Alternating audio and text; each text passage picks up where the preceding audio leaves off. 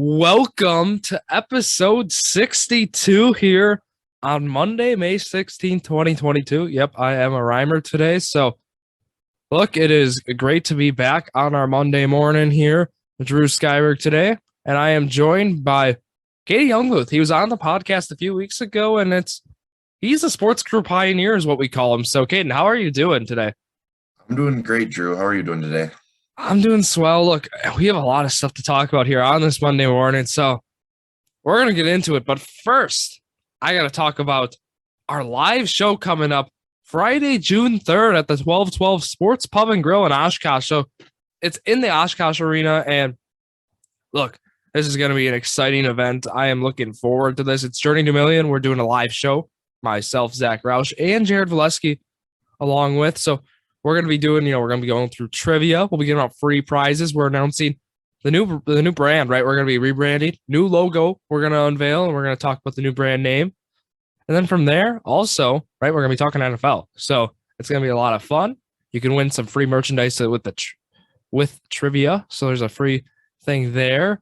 And look, with that, we'll talk about subscribing to the YouTube channel, right? You got to go out and do that. But the shout out of the week, Caden, who are we giving it to? So put you a little on the spot here. I was thinking we go with, I know it's a little delayed here, but I think we got to go with Rowdy Tellez. Look at what was, done this past few weeks. I know he's been a little cold, but look, I'll talk about it in the stats of the week. Back to back, having players of the week back to back in the NL, that's awfully impressive. We'll talk about how rare that is.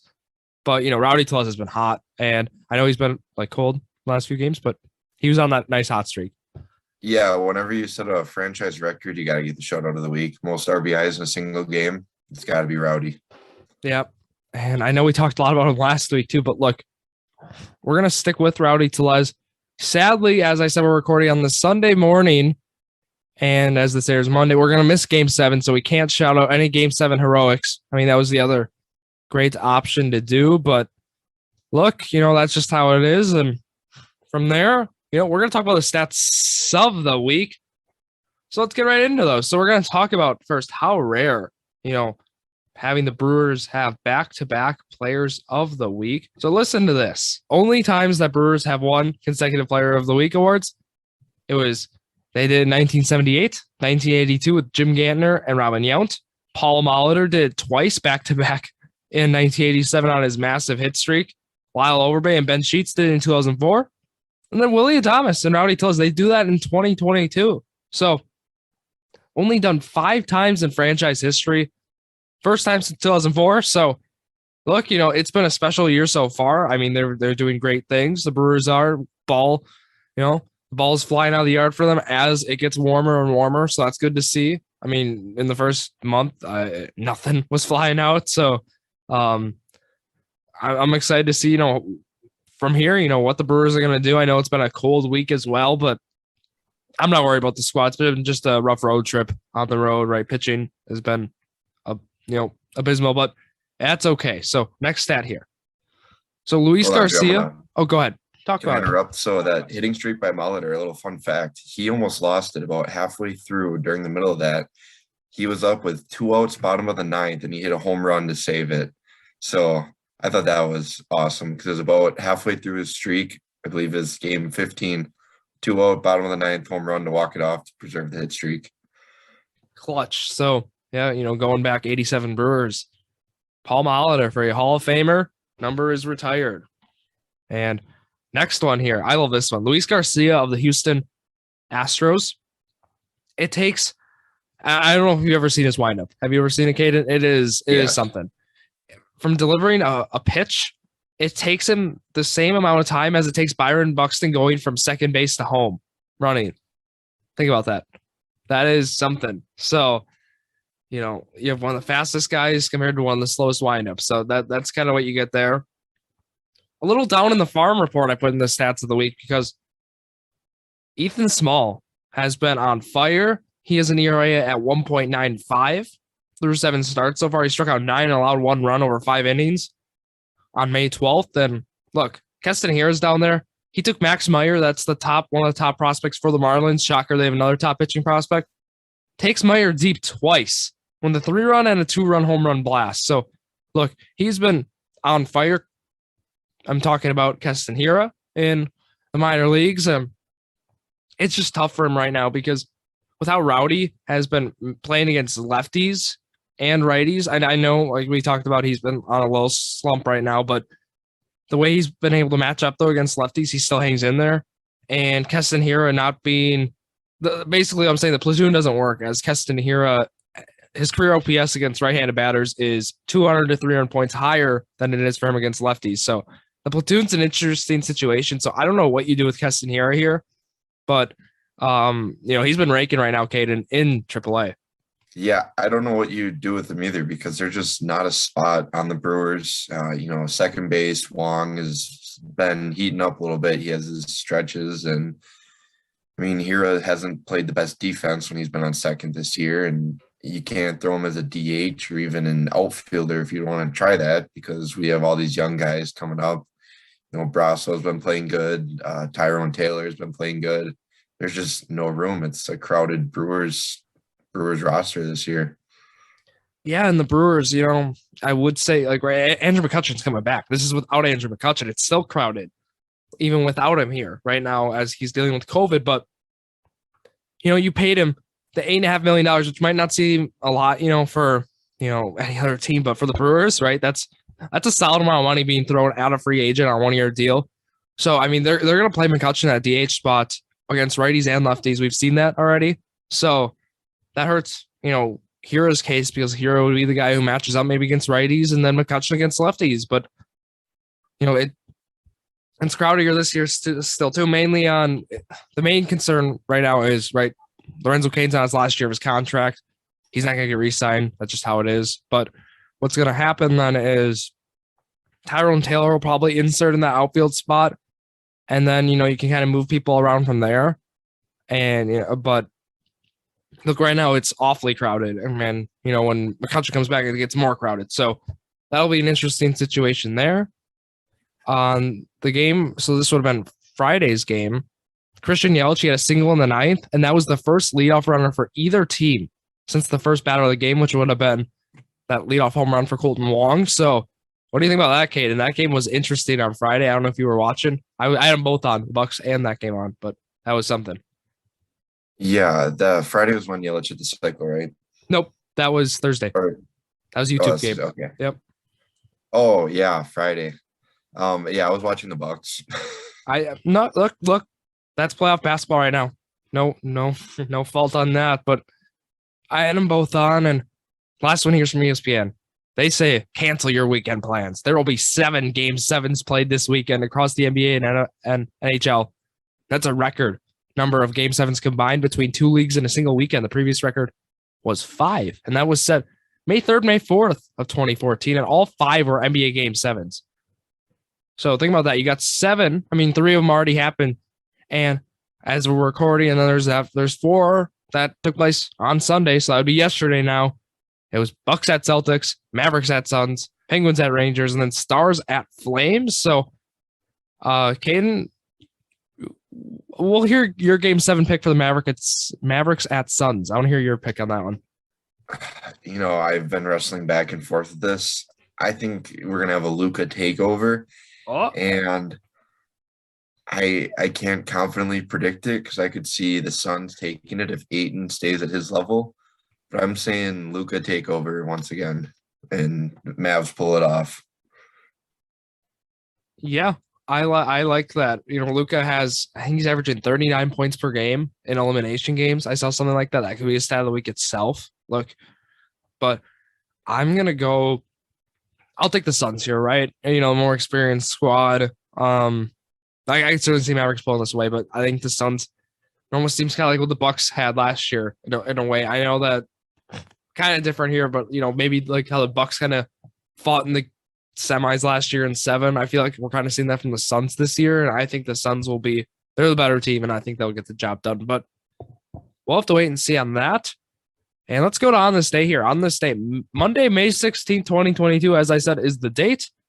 And here we go. We got a lot of stuff in here, a lot of baseball as well. So on this day in 1927, New York Yankee Bob Musial, he steals 2nd, 3rd, and home So there's something there. On this day in 1941, the first U.S. radio performance of Robert Russell Bennett's Symphony in D for the Dodgers. So had to include that as it was sports related, of course. On this day in 1953, Phillies' Curt Simmons gives up a single, then he retires the next 27 in a row. On this day in 1965, Baltimore Oriole, Jim Palmer's pitching debut, and he beats the Yankees 7-5, and he hits a home run in his first outing there. On this day in 1975, Muhammad Ali, he TKOs Ron Lyle in 11 for the heavyweight boxing title. 98 NBA championship already here. The 34th NBA championship. LA Lakers beat Philadelphia 76ers 4-2. And Caden, think about that. May 15th or May 16th, my bad. The season ends for NBA, and think about when it ends now. That talks about, the playoff expansions, all that stuff. Would you mind it ending like a month early? Or what are your thoughts on that? I started getting into the NBA about 5 years ago, right when the Bucks were starting, right before the Bucks started getting good. So I didn't really know when playoffs were. And then when COVID happened, I got totally thrown off with the whole bubble thing. So for me, who's not been a lifelong NBA fan, it wouldn't bother me too much if it ended earlier. But, some of the diehards who've been watching NBA longer than I have, that might impact how they like it. Or I like the expanded teams. I like the play-in game. So yeah, all 4 more games. Play-in games, yes. Quarterfinals, no. Quarterfinals, look, those series are a joke at this point. Look, it's gonna be, your favorite team wins in 4 or 5. Like think about how many blowouts we've seen in the playoffs. Like all that is at that point, that's just a revenue gaining, way. Just keep expanding in playoffs because that's, professional leagues get more revenue. And at that point, right, you're seeing teams that maybe don't deserve the playoffs to make it. You see teams under 500 records. Like, that's not a playoff team. So when over half the league makes the playoffs, I mean, there's a problem there. But that's a talk for another episode. But usually, the right team wins in the NBA, so I can't really complain about that. It more infuriates me in baseball, and I've emphasized that because you can see teams get hot. So again, we might see that 85-win team make the playoffs this year just because of how it's structured. So not really excited for that, but hopefully, justice is served and the right team wins. So on this day in 1984, McKay, that's the last name of a person. They didn't include it. I'm sorry. That he pays $218,718 for 44,166 tickets to keep the Minnesota Twins in Minnesota. And the Twins, they sell 51,863 tickets as a result, but only 6,346 fans show up for the game. So that was in 1984. Think about that. That's a wild stat.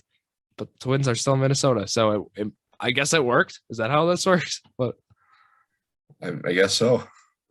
Wild stuff there. On this day in 1996, to wrap it up here, Sammy Sosa is the first Chicago Cub to hit 2 home runs in 1 inning. So there's a stat there. Cubs been around for a while, and 1996 was the first time done by Sosa. So with that here, let's go to the weekly sports talk here, Caden. Let's talk about the NFL schedule. That was released this past week, and boy, we saw a lot of good stuff. We got to see, the primetime situation, right? The teams, Packers will have 5 primetime games, so they're tied for the most, I believe, is how that works, if I'm not mistaken. I think so. And the Detroit Lions, they have 0 primetime games. So they're the only team with 0, I believe. So not really happy with that, our Lions fans, but I got a schedule thing right now that breaks down the best games for each week, but we'll talk about, the NFL schedule as a whole. The Hall of Fame game was announced Thursday, August 4th. That's Jaguars at Las Vegas Raiders. Really, it's at the Hall of Fame, Tom Benson Hall of Fame Stadium. So that should be a good thing there. That's preseason, though, keep in mind. So it's just out there. And then remember, they have the 3 weeks of preseason now. So that's how it works. And they're actually starting to put some of those preseason games on ESPN. Thursday, August 18th, the Bears and Seahawks are on ESPN. And then also Amazon Prime Video. So that's going to be a new way. We have to watch some games. 49ers at Texans, Thursday, August 25th. That's the last week of the preseason. What do you think about putting preseason games on national television? You like it? What do you think? Mostly I barely ever watch preseason games. I'll watch the Packers, or I'll watch, like, if there's some rookie that I was really high on, I'll watch. But preseason games on national TV, it's just a money making thing. Once again, I Yeah, don't I have really no care for interest, it. respectfully, because look, maybe you're looking for the fantasy dynasty league, right? You're looking to see what guys look good, what guys might have a good year, but I don't know if that really is going to work here in football. But just looking through that, but overall, week one kicks off, starts with a bang. Bills go to Los Angeles to play the Rams. What I wish, if I wanted Bills and Packers, obviously as the lead one, but then I was like Bills and Rams would be just fine. So we did see, we almost saw that, but they're going to kick off the year here Thursday, September 8th as the first game, 7:20. And then the first Sunday night game, Buccaneers and Cowboys, shocker. And then Broncos at Seahawks Monday night or right away. So we get to see, Russell Wilson goes right away back to Seattle. So the quick turn there. But, did you go through the schedule? Was there like a favorite week, favorite slate for like just overall an NFL game that you're like, I got to watch this? I don't know that there's one that I have to watch. There's a lot. I mean, the Buccaneers schedule, I've been following the Buccaneers a little more since Luke got drafted, and they play 7 playoff teams. So there's a couple games on there that I have, marked. Tom Brady's potential last year going against, he plays the Chiefs, Patrick Mahomes and stuff. I like the doubleheader on Monday Night Football. I'm excited for that. I don't remember what week that was, but they officially announced there's a doubleheader on Monday night. I'm excited for that. And then there's, Packers, obviously lots of good matchups that we're going to see. And another team, I'm excited to watch the Packers play the Lions this year, because even though the Lions didn't get a primetime game, I'm thinking the Lions are going to shock people this year. They're going to take a massive leap. We love hearing Caden's bold predictions. So there's one of them. What kind of record are we thinking right now for the Lions? For the Lions, well, unfortunately, they're young, so I think they're going to start out a little cold. And I'm thinking they'll pick it up towards the end of the season. They're going to beat the Packers in the last week of the season like they always do. So I think that they'll probably, be mediocre, like a 7-11, 7-10, 8-9. Wow. But they won't finish last in the division this year. The Bears will. Oh, yeah. I think the Bears are the worst team in the division. Like, the Bears have a chance, I think, to I'm talking like 2-3 games they win. Like, I think it could be that bad this year, but we'll save the NFL preview for, more of another episode here, but talking through the schedule, here it is. For the Green Bay Packers, the regular season games, I'll read. Actually, let's go with preseason games first. It's 49ers, Packers, and that will be, we don't know where, and then it's New Orleans and the Packers, and then it's the Chiefs and the Packers. So there are your preseason games. But here are the regular season games now. The 17 of them. Sunday, they play on Sunday, 3:25 against the Vikings. Sunday night, they play on the 18th against the Bears. Sunday at 3:25 again at Tampa Bay to play the Bucks. Then Sunday they play the Patriots at 3:25. Then they play, of course, Sunday, October 9th, 8:30 a.m. They go to London. So they play there. I don't know what your thoughts are on that game. We talked about that a little last week. Not really a fan of taking a home game away for that, but you do play the Giants. So it's not as bad as we thought, but still not good. Yeah, I'm all for the foreign games. I really wish they'd somehow work it better on the travel back. No bye. Just because I know that's a long flight for players, and I don't know. I don't like taking away home game, but like you said, it's the Giants, so no matter where we are, it'll be like a home game. Yep. Yeah. Because there are a lot of Packer fans overseas, so that does help out. And then we play the Jets, and that's in a noon game. Go to Washington, play Commanders. Sunday night football at Buffalo, play the Bills. That's going to be a tough game. Sunday, you play at Detroit. Sunday, you play at home against Dallas. Thursday night football against the Titans, so that's Prime Video. And then you go back-to-back prime time. You go Sunday night then against the Eagles. Sunday, and then you play the Bears. A bye then December 11th is the bye this year. Not too bad. Later bye. I do like that. Monday night against the Rams. Sunday against the Dolphins.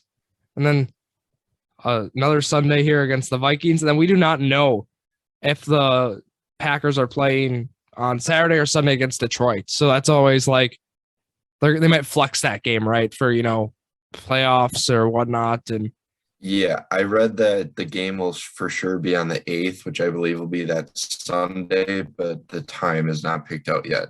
Okay. That was like a leak. It's not official, but that was the leak. So Caden sources indicate that, so keep that in mind, everyone. But Sunday, we'll go back to the opening day, we'll call it Sunday, September 11th at Minnesota. Look, Zadarius Smith, I know he was already talking. He's coming hungry, he says, or there's something like that. And what do you think for that for the Packers? I think this game's gonna be a treat in itself, but it would be really nice to just start the year just taking it to the Vikings. Would it not? Yeah, I love good old Vikings beatdown every time it occurs. Zadarius, I saw his comments and I thought it was funny that he was focused on, beating the or like playing against the Packers and stuff. And he mentioned more about playing against the Packers than he did about playing for the Vikings. So, oh yeah, no, what is he actually excited for? Money, and he look. I mean, we've seen athletes like this, right? I'm playing for money. I'm not playing, for winning. So he went out. He didn't go to the team that would, give him the best chance. So when he went to the team that would give him the best chance to make money, and look, business decision, right? NFL players have a shorter career. I mean, it makes sense, but come on, don't at least at least voice it like, you're playing for the team. Like if I'm a Vikings fan right now, I don't know what I'm thinking about Zadarius Smith in terms of, he wants to be the Packers. We love that, but it's more about winning, is it not? So I thought that was an interesting, take made by Zadarius Smith there. But look, I mean, I like the Packers offensive line against that Vikings pass rush. So I'm not worried. I'm excited to see how this team plays. I think they have some great pieces, and look, we love how they drafted. So I think that's going to be something there, but we're not going to go through our Packers, record predictions just yet. Those are going to be saved, of course, for the Packer season preview on Journey to Millions. So that'll be coming, of course, in the fall. But look, Caden, this is going to be a good year, I think, for Packer football. Yeah, I agree. And, one thing about the season opener, September 11th, I love when it lines up on that day because the tributes to 9/11, I get goosebumps every year watching the TV. And, it's just something more special, more meaningful when it lines up on the day instead of, a September 8th, September 9th, leading up to it. I love the tributes and I'm excited for that. It's just a bone-chilling experience in my opinion. And, we're too young to really recall, I was born yet, but I don't obviously recall anything. So just, hearing about that. And the Monday night doubleheader I'm looking forward to was week 2 here. It's Tennessee versus Buffalo. Maybe we'll see Malik Willis already, coming out Monday night, week 2. And it's the Vikings versus Eagles. So 2 good games, not one that should be a blowout. So I'm excited for that. Yeah. As you said, it's going to be a great year, and all the things you said, right, about it aligning up on Sunday, September 11th, you were spot on with that. So that's going to be good to see, of course. And all 30 baseball teams are playing that day too. So it gets even better there. So we get to have all the tributes on that same day for all the sports. So with that here, we're going to roll to baseball. So in talking about the Brewers right now, look, it's been an interesting week. You go to Cincinnati, you're like, I'm going to sweep this team, right? We just lose 2 out of 3 against Atlanta. It's like, okay, pitching was bad, whatever. Let's take it to Cincinnati. It was warm all 3 days, and when that happens, Great American Ballpark is a hitter's park. When it gets warm outside at that park, home runs fly. And look, I thought the Brewers in those 3 games were pitching too much to Cincinnati's strength. They're pitching, they're throwing high fastballs. They're throwing pitches elevated in the zone. And that's when the Reds seem to get to the Brewers, I think, in all those scenarios. But we saw like Woodruff he got rocked basically because Look, he was throwing elevated fastballs. He was throwing, pitches up in the zone. And, against them the week before, he had 12 strikeouts and then played very well. And then just the opposite happens. He's been rough so far this year. And, that's been a little concerning. But look, Hauser gets rocked then on the game. And that was Wednesday, was that game, not Thursday, as I said earlier in the episode, because they had that off day Thursday. But they lose 14-11. Look, the Reds pitching staff is still not a great one. So, you're still able to maybe come back from like that 14-5 deficit they were experiencing. But look, Hauser pitched not well. They win that lone game Tuesday, though, thankfully. And I don't know. I think this is just a series you throw away. But, from the bats look good. Pitching has not looked good so far this road trip. And, from what'd you see from those 3 games in Cincinnati, Caden?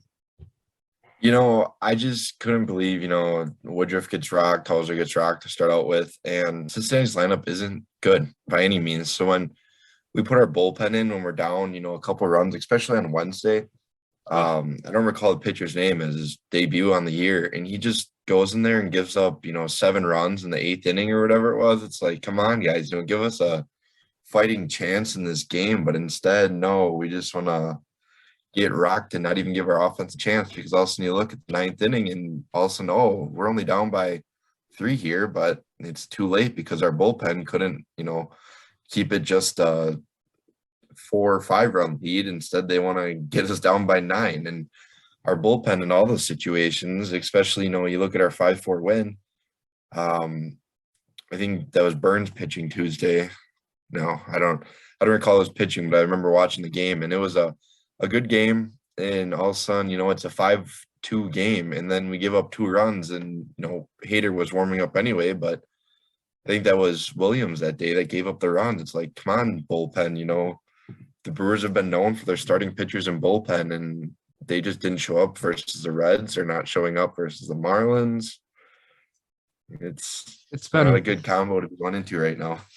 Yeah, it's been a tough, go around right now for the Brewers pitching staff. It was JC Mejia who's pitching on Wednesday's game in that not so great outing. And look, the Brewers, they're gonna have to trade for a middle reliever down the line, quite frankly, unless they're able to, if Ethan Small ready and work him in a middle relief role, kind of like Suter. But like, I wouldn't trust that yet. So I you got to go trade for a guy, and it can't be Daniel Norris like last year, because that was a disaster.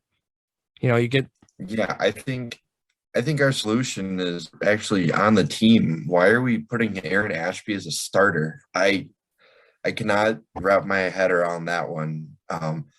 He's been great in middle relief this year. You throw him as a starter, and the second time through the rotation, he just starts getting rocked. And I mean, I've only watched 1 game that he started, and I think that might have been all that he started so far this year. But we cannot start Aaron Ashby. We learned that last year. We're learning it this year.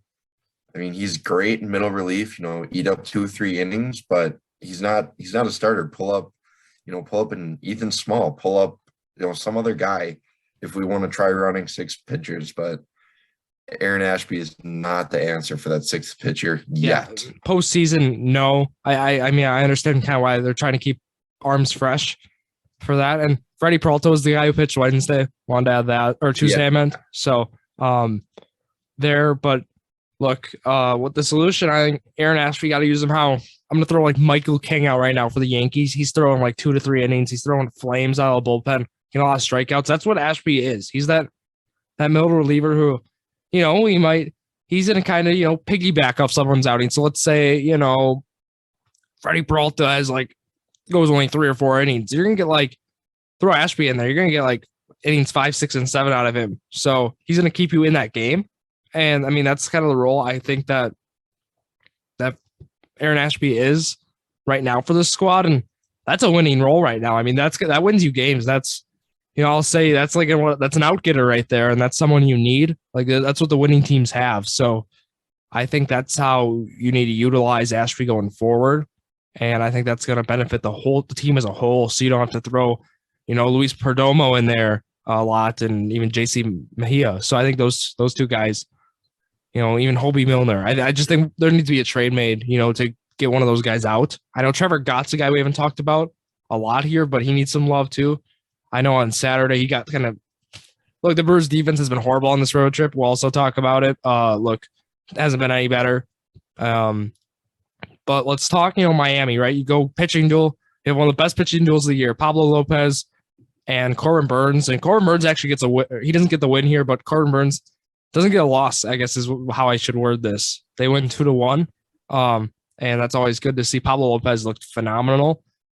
And then the Saturday game, the 14th, Trevor Rogers they face. And, he looked pretty good. I know Adames got to him there, but Marlins win 9-3. Lauer was, again, he was pitching elevated in the strike zone, making mistakes. And, when you do that, this is what's going to happen, and you're going to give up some runs. So I liked what I saw from Lauer, but there's too many mistakes made. And that's the same, like people ask, is Woodruff broken? Woodruff is just fine. He's just getting, like I say, he's just making too many mistakes in the strike zone. And once he fixes that, look, the stuff is there. He has the strikeout stuff there. He's gonna go over 200 strikeouts this year. I'll tell you that right now. So it's like, okay, well, it's all there, and it just needs to come together in terms of control and not making those mistakes. But so far in this Miami series, we're 1-1 so far, Caden. What? How do you think this rubber match is gonna go Sunday? I know it'll be over by the time this airs, but what are you thinking here? Well, you've preached to that elevated fastball. I think, we stay away from that elevated fastball. We'll be fine. Lauer yesterday, I watched the game, and after he gave up the first home run, they said, giving up a solo shot isn't the end of the world. That's better than walking all these guys and giving up base hits. And then he goes and gives up another home run, and then it's a 2-run home run. And I'm like, yeah, the color commentators probably are biting their words after that one, saying, oh yeah, 1 home run isn't a big deal. And then boom, there's 3 in that inning alone. So today I'm going to be driving back to Stevens Point. Yesterday we'll have listened to the game on the radio. So, we'll see. Again, it'll probably be 3rd, 4th inning until we start seeing runs up on the board, because the Miami pitcher I don't even know was pitching today. But, that's how this series has been going. Not a lot of runs early, and the bullpen gives them up, or the starter right at the end gives them up. So I'll interrupt you if that's okay. Brandon Woodruff's pitching, and that's Eliza Hernandez of the Marlins. So Brewers are certainly favored in terms of the matchup today. But yeah, the Brewers, I don't know. And they have seen that their bats have quieted down. Rowdy's quieted down. Adames hit a home run yesterday, but he's been in the slumps. So either, hopefully today's that breakout day where we just really take it to the Marlins and, we get the series win on Sunday. Let's do it. Yeah. So then here we're going to talk about the Brewers, of course, the prediction challenge for this upcoming week. So 6 games here on the slate, and let me read them. Monday, Tuesday, Wednesday, they play the Atlanta Braves at home. They are back home finally. And you got off day then Thursday, a travel day for Washington as the Nationals. They come in Friday, Saturday, Sunday. Let's talk about the giveaways. So Tuesday's Healthcare Appreciation Night. So keep that in mind, the 17th. And then Saturday, they have I Love the 90s tour. So they have a post-game concert featuring Vanilla Ice, Treach of Naughty by Nature, and Rob Bass. I don't know the 90s, so I am sorry if I butcher those names. But Willie Adames then, the bobblehead is on Sunday. So a packed weekend there. That Willie Adames bobblehead's fire. If you can get your hands on one, you better go and get one, because that's going to be awesome to see. And look, those are the 6 games on the slate, Caden. Anything else to add? And I want to hear your record as well. To add, no, that bobblehead is sweet. I think I have one lined up that I'm going to be able to get from someone that's going to the game that doesn't really care about bobbleheads. So hopefully they hold true and I can snag one from them. Prediction, I'm going to say that, it's a tough week. I'm going to go 4-2. I think when we come back home, the Brewers are just going to liven up, 2 or 3 from the Nationals at home. And the Braves, they've been not great lately either. So I'm going to kind of go 2-3 there. It's going to be that's a coin flip every game. I don't care about pitching matchups, whatever. The Braves are so hit and miss, and the Brewers right now are, sometimes they show up, sometimes they don't. So I think we take 2 or 3 from both teams, though. All right. So that gives me then 3-3 or 5-1. So I will go 5-1. I always like to go up here. look, you're playing the Braves at home. I think we can take 2 out of 3 from them. Let's sweep the Nationals then. Let's put on a show offensively. Look, this was the series last year, and Christian Yelich had that grand slam that really got it. He had a big weekend, and hopefully we can see that again. Look, he's been hot, has that cycle, which we really haven't even talked about yet, but has that cycle against Cincinnati. First cycle in Major League Baseball. Could have also been our shout of the week. Same with Josh Hader. So, like, there's a lot of guys we could have added for the shout of the week, but we can shout them all out. We can just add them right now to the shout of the week, but hopefully Nationals, hopefully it's a big offensive weekend for the Brewers, and even Monday, Tuesday, Wednesday. We got to win those games. It's a 12-10 start there, and it's on Wednesday. So that's interesting there, but there you go. So you hear our records here. Caden 4-2, Drew 5-1. So that wraps up our Brewers weekly talk. And from there, let's talk about the Bucks. So, wow. We get to game 6. It's perfect. It's in Milwaukee. Bucks have a chance just to win the series, finish it.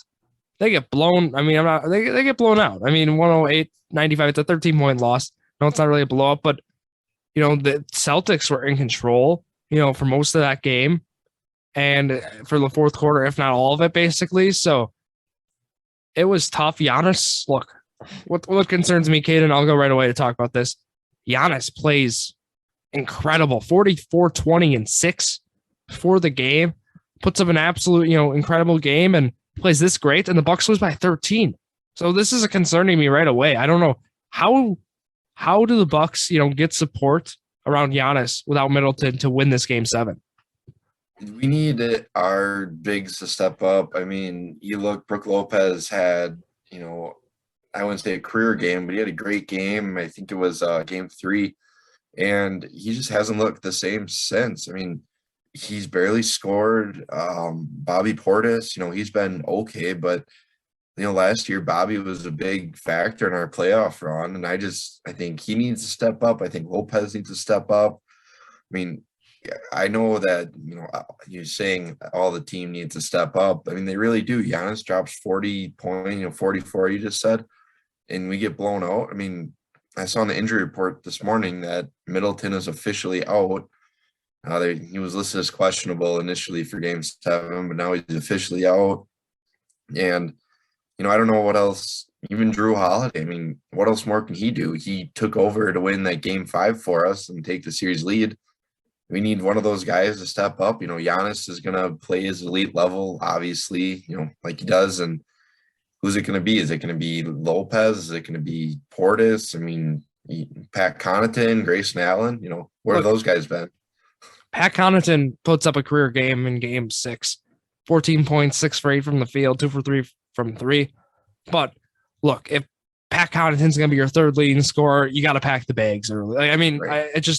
You're not going to win many games in the semifinals, conference finals, or finals, if Pat Connaughton's your third leading scorer. And that's the thing against Pat Connaughton. He's a phenomenal role player. He's a key player off the bench. But look, this is playoff basketball. This is as good as it gets. And, he's not going to be defense. I mean, go ahead.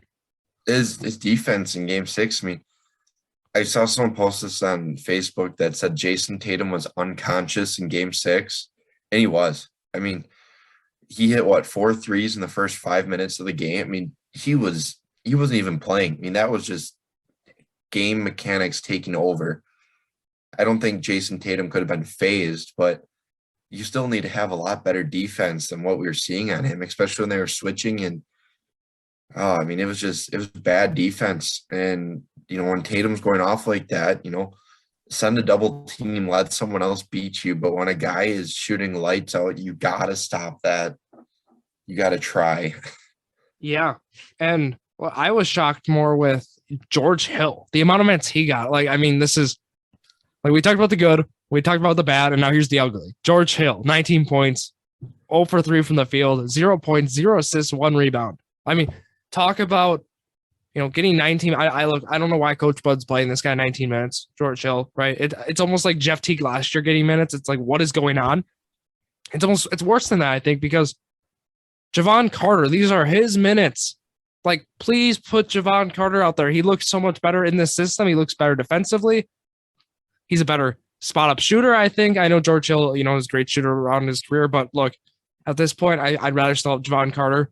just solely based on the fact, I think he's going to give you better defense because like George Hill looked outmatched. He was matched up against Tatum some points just based on how the defense rotates, and it looked ugly. Look, George Hill cannot be getting 19 minutes in Game 7 if the Bucks want to win here. It needs to be, close. It needs to be that maybe 1-5 at most. Look, that's just kind of how I feel about it. Wesley Matthews didn't do much offensively as well. He played 28 minutes.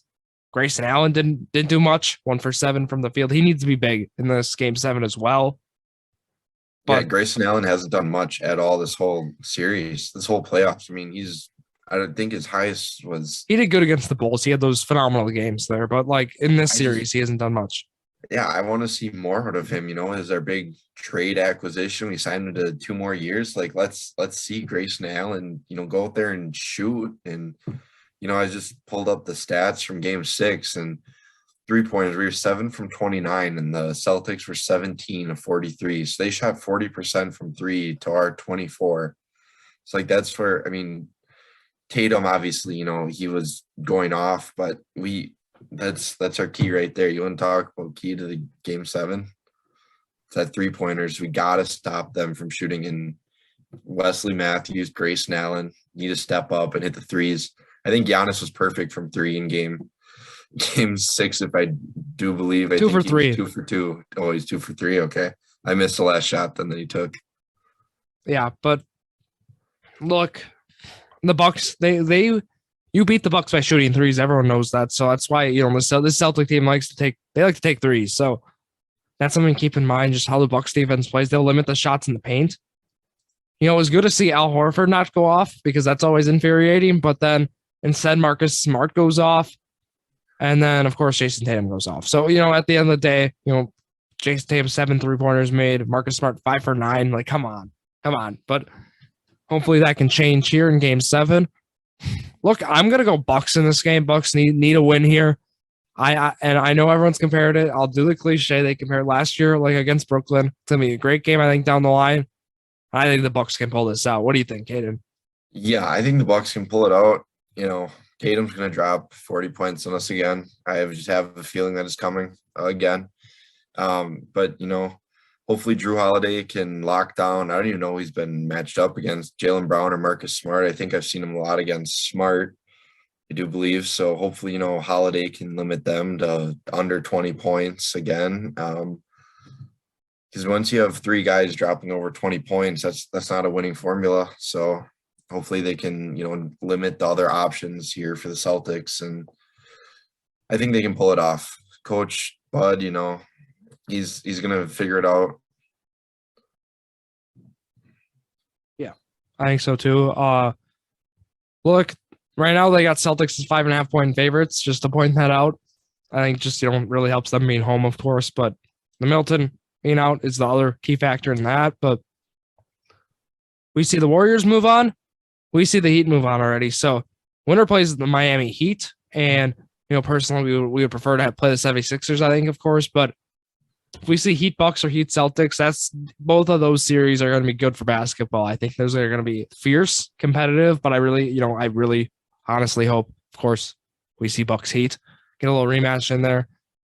And then, Warriors Suns would be cool and all, but Warriors Mavericks, I still think would be the best for basketball, right? But overall, is there any specific series you're looking out for?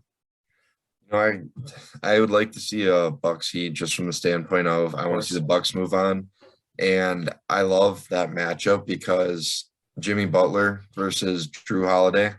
I love watching them go at it during the regular season. I would be excited to see it. I actually, if the 76ers are healthy, I would have preferred to play the Heat just because Joel Embiid healthy scares me with this Bucks team. I know Lopez he's a defensive presence, but he just hasn't been it, especially in the playoffs. I know he missed some time this year already, but I'm excited to see us go against the Heat, and hopefully today we pull it off, or yesterday for you listeners listening. Hopefully, you're preparing for a Bucks Heat game 1. And yeah. So anything else here before we wrap up with some trivia? I would like to see the Heat Bucks too, just because I love PJ Tucker. So Ooh. if the Heat would beat us, I would be semi okay, just because I like PJ Tucker. Last year did it for you. I'm sure with Yeah, Tucker it on the is. Bucks, but all right, Gaten, some Stevens Point trivia. How you feeling? Um, let's see how it goes. I'm not entirely sure because Stevens Point trivia, no clue what that entails. One of them is not. I'll give you that one as well. I'll give you that as a hint here, but not really a hint. But all right, question one: how many wins did the Stevens Point men's hockey team have in 2021 to 2022? Do not worry here. You have options. So they played 28 games is hint one. And here's option. Option A, 17. Option B, 19. Or option C, 21. Well, they didn't 28 win games. conference this year, so I'm gonna say that it is not 21. I'm gonna go with 19 was an option, right? Yep. I think I'm gonna pick that because I know we were close to winning it, but then we lost to Eau Claire right at the end, and that puts us back out of playoffs or out of the title. So They won 21 games. It was see here 21-6-1 on the season. I know they didn't win conference, but look, that team was great. I watched a couple of games, right? I mean, talk about a nice squad there, but Stevens Point in them hockey, that D3 men's hockey gets intense. So yeah, it's awesome, especially in WEAC play. But all right, here's a true or false one. So I'm gonna read a statement. You tell me if the statement's true or false. The UW Stevens Point men's basketball team won a conference game. A single conference game? Oh, I know they were terrible this year. I know they lost to Platteville. I was at the Platteville game, and yes, they were horrendous. I'm gonna go with false. They won at least one. I'm gonna go with. Well, you said false, and the statement was if they won a conference game, and your answer of false is correct though. No, your answer was we'll give you that one. They went 0-12 in WEAC play. I knew they were terrible, but they were they were that bad. We got kicked out of the NCAA tournament for all you listeners who don't know Stevens Point. So we don't have a lot of people that come to play men's basketball. Why? So our team is. Why did you guys get kicked out? It's something to do with coaching, tampering, or whatnot. Our coach got fired, and not a lot was released about it. When does the ban end? After I graduate, so it's that long. 24.